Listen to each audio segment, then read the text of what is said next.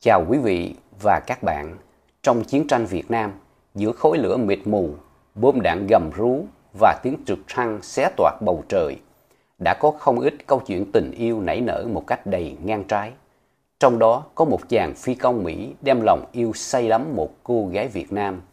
Tình yêu của họ rực sáng giữa bóng tối chiến tranh, nhưng rồi Hiệp định Paris đã buộc họ phải chia xa.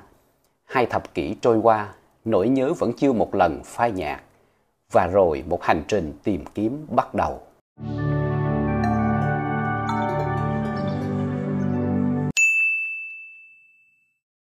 Mai Hương, ngày ấy chỉ mới đôi mươi. Cô sống cùng mẹ trong một căn nhà nhỏ ở chợ lớn, phụ giúp bằng công việc ở một quán cà phê bình dân. Hương không mơ mộng nhiều, chỉ mong tháng ngày trôi đi yên ổn, gia đình bình an. Nhưng Sài Gòn những năm ấy làm sao có thể bình yên. Tiếng súng vang vọng từ xa, tiếng trực thăng gầm rú trên bầu trời và cả những dòng người di tản chảy qua từng con phố. Ông Thomas, bạn bè gọi thân mật là Tom, là một phi công Mỹ. Anh đến Việt Nam khi còn quá trẻ, mang trong mình hoài bão và cũng không ít sự mệt mỏi. Chiến tranh đã biến nhiều chàng trai thành những người lính già dặn chỉ sau vài năm, và Tom cũng không ngoại lệ. Anh sống ngày qua ngày giữa nhiệm vụ, giữa sợ hãi và những nỗi nhớ nhà triền miên. Thế rồi, một buổi chiều, trong quán cà phê nhỏ, ánh mắt Tom chạm vào ánh mắt Mai Hương. Chỉ là một khoảnh khắc ngắn thôi, nhưng trong đôi mắt cô gái Việt, anh nhận ra điều mà mình đã đánh mất, sự bình yên. Còn với Hương, lần đầu tiên cô bắt gặp một ánh nhìn khiến trái tim cô rung động. Người ta thường nói tình yêu từ cái nhìn đầu tiên là mơ hồ, nhưng với Tom và Hương, khoảnh khắc ấy như định mệnh. Trong tiếng ồn ào ngoài phố, trong sự tàn khốc của chiến tranh, họ nhìn nhau như thể đã tìm thấy nhau từ lâu lắm rồi. Ngày ấy, Hương không biết rằng khoảnh khắc vô tình ấy sẽ đưa cuộc đời mình đi theo một lối rẽ hoàn toàn khác. Và Tom cũng chẳng ngờ, giữa nơi ông chỉ nghĩ đến nhiệm vụ và sự sống còn, lại nảy nở một tình yêu có thể làm ông thay đổi cả số phận. Sau lần gặp gỡ đầu tiên, Tom vẫn quay lại quán cà phê ấy, như có một sợi dây vô hình kéo anh trở về. Còn Mai Hương, mỗi khi thấy bóng dáng cao lớn bước qua khung cửa sổ, tim cô lại đập nhanh hơn thường lệ. Ban đầu, họ chỉ trao nhau vài câu hỏi thăm đơn giản, nhưng dần dần những cuộc trò chuyện trở nên dài hơn, sâu lắng hơn. Tom kể cho Hương nghe về quê hương nước Mỹ xa xôi, về những cánh đồng bất tận và mùa đông phủ đầy tuyết trắng. Còn Hương thì thầm về những ước mơ nhỏ bé của cô, một ngôi nhà yên ấm, một cuộc sống không còn tiếng súng. Giữa hai thế giới tưởng chừng chẳng có điểm chung, họ tìm thấy sự đồng điệu trong khao khát bình yên. Một buổi chiều khi thành phố chìm trong hoàng hôn, họ lặng lẽ gặp nhau ở một góc công viên vắng, nơi xa khỏi ánh mắt tò mò. Tiếng trực thăng trên trời đôi khi át cả lời nói, nhưng bàn tay nắm chặt lấy bàn tay vẫn truyền đi sự an ủi. Trong khoảnh khắc ngắn ngủi ấy, cả hai như quên đi chiến tranh, quên đi ranh giới quốc gia, chỉ còn lại hai trái tim đang đập cùng một nhịp. Có lần, giữa lúc đang trò chuyện, tiếng bom vang rền từ xa vọng lại. Cả mặt đất như rung chuyển. Hương hoảng sợ, nhưng Tom vội ôm chặt lấy cô, thì thầm nói: "Anh ở đây, đừng lo." Khoảnh khắc ấy, cô nhận ra, dù thế giới ngoài kia có sụp đổ, cô vẫn thấy bình yên trong vòng tay của người đàn ông ấy.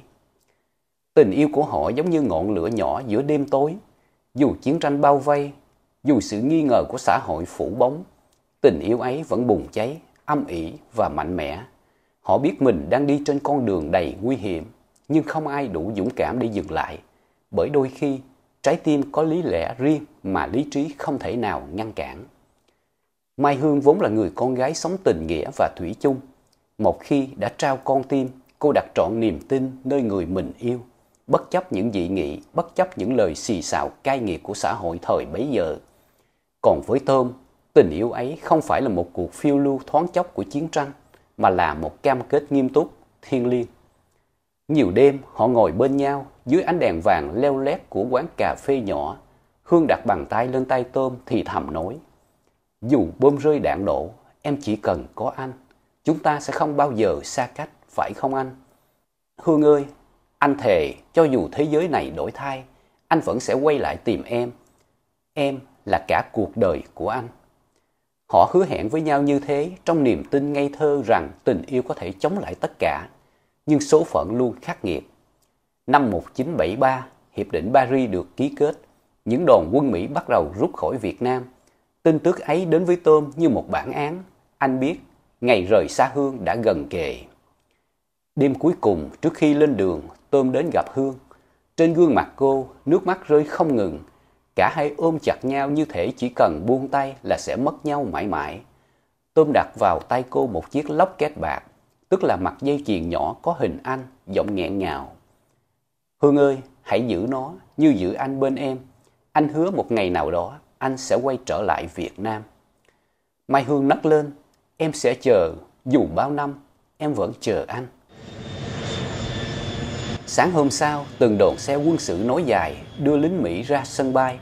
Trong tiếng động cơ máy bay gầm rú, Hương lẫn trong đám đông, đôi mắt đỏ hoe dõi theo bóng dáng Tôm xa dần. Cô muốn chạy đến, muốn ôm anh lần cuối, nhưng hàng rào kẽm gai và đoàn người ngăn cách tất cả.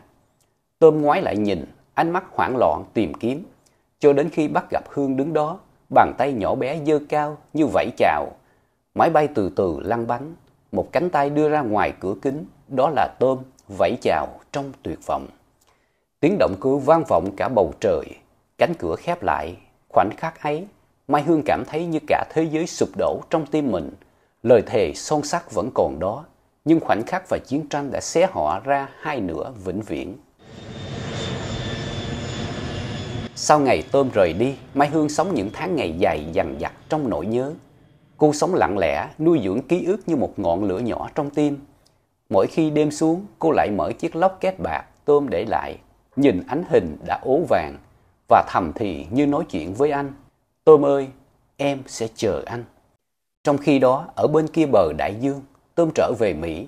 Những năm tháng sau chiến tranh không hề dễ dàng. Anh cố gắng xây dựng lại cuộc đời và cuối cùng cũng bước vào một cuộc hôn nhân. Nhưng trái tim anh chưa từng toàn vẹn. Người vợ không hiểu được những vết thương tinh thần mà chiến tranh để lại. Càng không hiểu vì sao Tôm thường lặng người khi nhìn về phương trời đông xa xôi. Cuộc hôn nhân ấy chỉ kéo dài vài năm rồi tan vỡ. Sau khi ly hôn, Tôm sống lặng lẽ, làm việc chăm chỉ nhưng đêm nào cũng trằn trọc. Trong tâm trí, hình bóng Mai Hương hiện về rõ ràng hơn cả những người anh từng gặp ngoài đời. Đôi mắt đen sâu thẳm, nụ cười dịu dàng, bàn tay run run nắm chặt lấy anh trong đêm chia ly. Tất cả như những thước phim chiếu lại không ngừng. Trước khi lập gia đình, nhiều lần Tôm cũng đã viết thư gửi về Việt Nam. Nhưng chiến tranh và những biến động sau đó khiến thư từ không bao giờ đến tai Hương. Khoảng cách địa lý, những bức tường vô hình của lịch sử và xã hội, tất cả đã chặn đứng mọi nỗ lực. Nhưng tình yêu trong âm thầm vẫn tồn tại như một dòng sông ngầm chưa bao giờ cạn. 20 năm trôi qua, vẫn không thể quên mối tình nơi đất nước xa xôi. Năm 1995, khi Tổng thống Bill Clinton tuyên bố bình thường hóa quan hệ giữa Mỹ và Việt Nam, Tôm gần như bật khóc. Cánh cửa tường đã khép suốt 2 thập kỷ bỗng hé mở. Không chần chừ, ông vội vàng thu xếp mọi thứ, chỉ với một khát khao, quay lại Việt Nam tìm người con gái năm xưa. Tôm đặt chân trở lại Việt Nam sau hơn 20 năm, mang theo hy vọng cháy bỏng sẽ tìm được Mai Hương. Ông đi khắp con hẻm cũ, tìm đến căn nhà nơi cô từng sống. Nhưng khi hỏi thăm, người ta chỉ lắc đầu.